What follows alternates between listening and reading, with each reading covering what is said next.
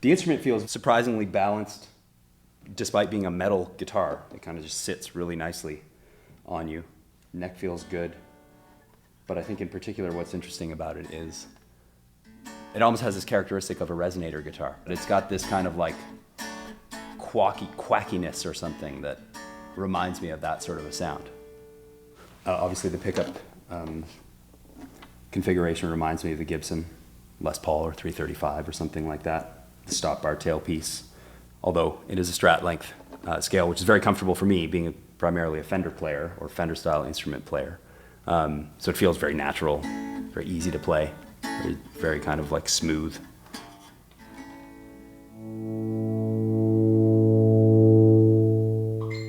So this guitar here is a double humbucker setup, volume and tone, three-way switch, pretty typical offering for a double humbucker guitar. Let's try this one, which is set up a little more like a T-style guitar with a humbucker in the neck.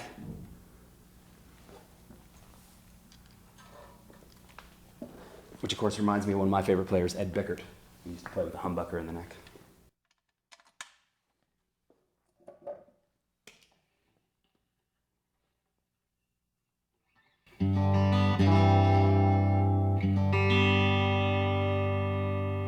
The maple neck, T-style instrumental aluminum with humbucker in the neck.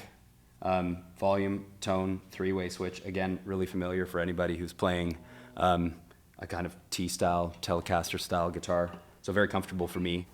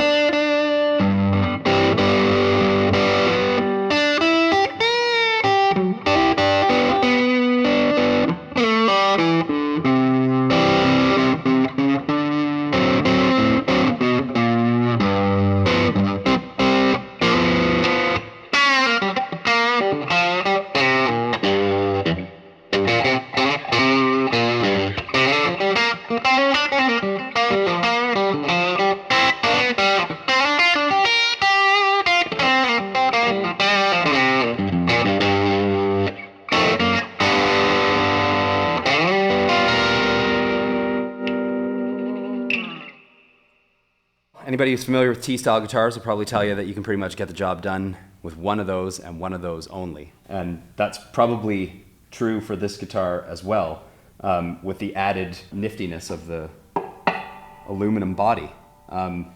So, you know, as a direct replacement, it's got the quack, all that top end that you associate with a T-style guitar.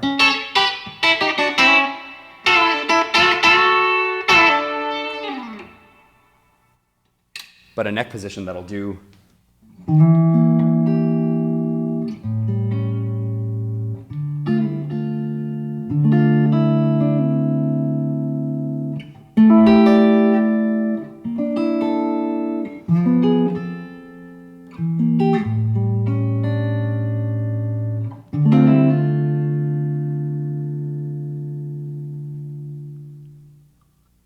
This is the first time I've ever played an aluminum guitar. So for me, it's really kind of interesting to note maybe some of the similarities and differences between an all-metal guitar and a wooden guitar. I'm not sure if I noticed too much of a difference at the level of the sustain. But I will tell you that it seems to carry a little more top end over the course of the sustain. So you can hear the ring of the high end maybe a little longer.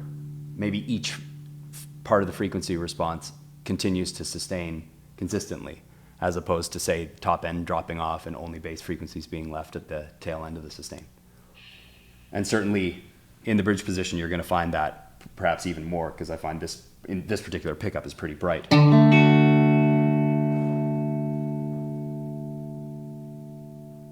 So for me, I'm thinking in terms of use. I might think of, you know, I played some slide on that one. I played some slide on this one. I might think of putting it in an open tuning and, you know, keeping the action such that it's, you know, primarily a slide guitar. I might put heavier strings on it and take it down to like an open C or something like that. Make it a real character guitar, almost like a baritone. Should options be made available, I might stick a Bigsby on it.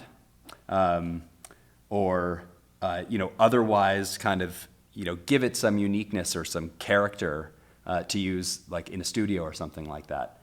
I think that's really important when you've got guitars that are made of different materials that have different characteristics to them, because they inspire you to play a little bit differently. So you might write a different song with it, or you might approach the instrument differently than you would your standard, you know, go-to instruments that you might use. So for me personally, I would take a guitar like this and I would kind of emphasize the quirkiness of the guitar and let it kind of bring new ideas out of me, rather than trying to, for myself personally, use it as a direct replacement for another type of guitar, right? I would think much more in terms of what type of character and what types of interesting timbres could this bring if you were multi-tracking, if you were doubling tracks, or if you just wanted some kind of new sound. I could imagine this also sounding cool mixed with a mic right on its soundboard, because there's a kind of interesting, you probably can't hear this on the video, but there's an interesting tone to that doesn't sound like a wooden guitar when you know, have the volume down, right? It sounds very much like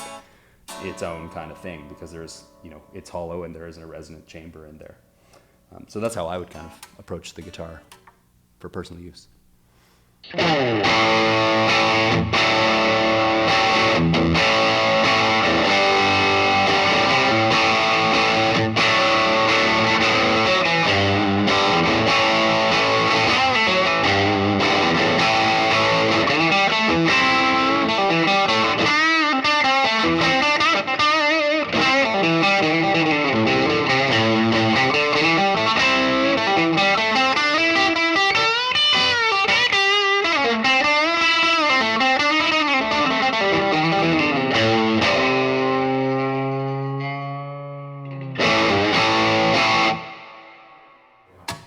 Thank you. That's super fun.